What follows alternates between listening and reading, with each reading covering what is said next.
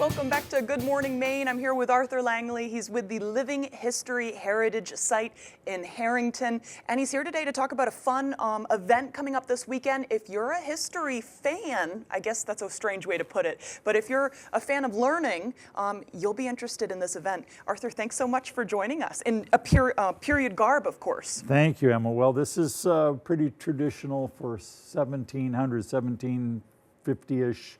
Up till late 1700s, even a little bit early 1800s. Not so much this in the early 1800s. Right. Of course, that's you representing your Living History Heritage Site in Harrington, the one that you run. And we're primarily focused, although we go back to pre-post contact with our tribal nation brothers and sisters. We have Abenaki Nation, Passamaquoddy Nation, some now Penobscot, Micmac. My wife's partially Micmac in her ancestry.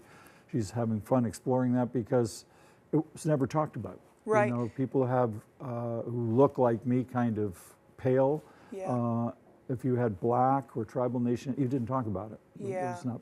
So anyway, Which is pretty unique for heritage history sites to be including other folks into these conversations, which of course is historically accurate. Well, yes, and not just, we'll talk about it maybe another visit, but the colonial settler culture literally beat to death their history and culture out of the tribal nations. Right. So it was very hard for them to celebrate it and share it and even know it. As Jonathan Yellowbear, a God-given brother, before all this happened, we backed into this and found out he did this sort of thing.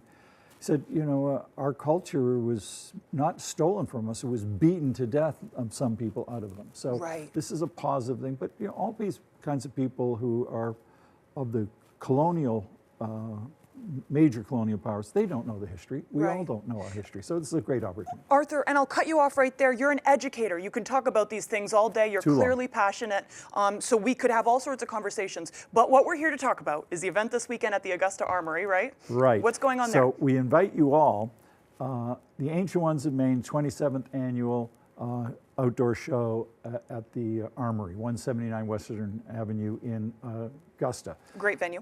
Not the Civic Center, the Armory. Right. And it's from 9 to 5 on Saturday, and it's 9 to 3 on Sunday. It's $7 admission. The Ancient Ones of Maine is a living history group. It's been around a long time. Yep. This show funds the club's activities, multiple rendezvous during the year. We were very blessed a couple of years ago to get the right side of the lobby, so it's a wonderful location. We welcome you to come.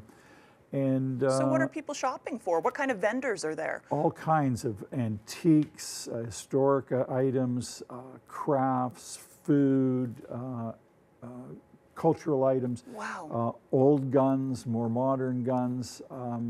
So there's a whole sort of blacksmiths, all that sort of thing. What you would call traditional skills, products and items, and lots for sale. Active duty, military, veterans, and children and families under 18 are free.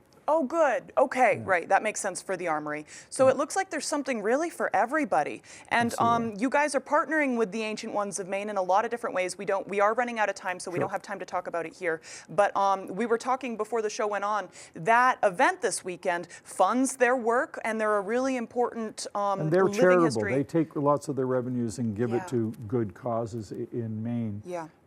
And another show that's coming up March 8th and 9th in Dover, New Hampshire is the New England Colonial Trade Fair.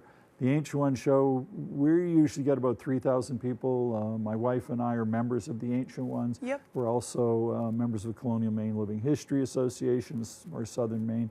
But the show in New Hampshire is much more focused on history, about 1,100, 1,200 people, and about 60 exhibitors. So both of them are wonderful to see. Also, Elks just Club like in Dover, New Hampshire. Yeah. Also, just if you're experiencing cabin fever, which I know I sure am, these are great events to go to on the weekend. Absolutely, and it's inside, and it's really enjoyable, and Perfect. it's a great family event, let alone with other people. Learn about the Ancient Ones. Maybe take part if you want to.